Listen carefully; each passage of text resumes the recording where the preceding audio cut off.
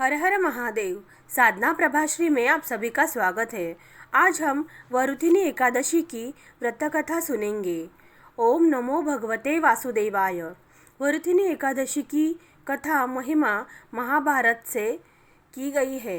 युधिष्ठिर जी ने पूछा, हे वासुदेव, चैत्र मास के कृष्ण पक्ष में किस नाम की एकादशी होती है? कृपया उसकी महिमा बताइए।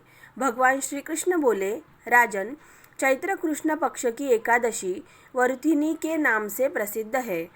यह इस लोक और परलोक में भी सौभाग्य प्रदान करने वाली है। वरुथिनी के व्रत से सदा सुख की प्राप्ति और पाप की हानि होती है। वरुथिनी के व्रत से ही मधांता तथा धुंधुमार आदि अन्य अनेक राजा स्वर्गलोक को प्राप्त हुए। जो फल 10,000 वर्षों तक तपस्या करने के बाद मनुष्य को प्राप्त होता है, वही फल इस वरुथिनी एकादशी का व्रत रखने मात्र से प्राप्त हो जाता है। नृपश्रेष्ठ, घोड़ों के दान से हाथी का दान श्रेष्ठ है। भूदान उससे भी बड़ा है। भूदान से भी अधिक महत्व तिलदान का है।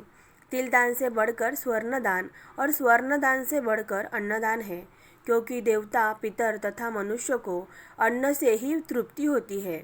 विद्वान पुरुषों ने कन्यादान को इस दान के ही समान बताया है।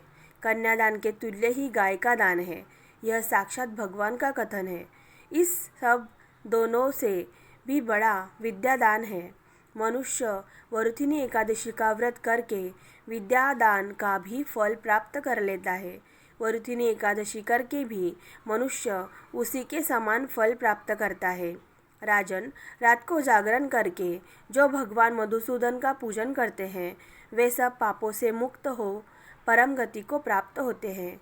अतः पाप भीरु मनुष्यों को पूर्ण प्रयत्न करके इस एकादशी का व्रत करना चाहिए। राजन, इसके पढ़ने और सुनने से सहस्त्र गोदान का फल मिलता है और मनुष्य सब पापों से मुक्त होकर विष्णु लोक में प्रतिष्ठित होता है। वरुथिनी एकादशी व्रत कथा संपूर्ण। ओम नमो भगवते वासुदेवाय। हरे नमः, हरे नमः, हरे नमः। हर हर महादेव।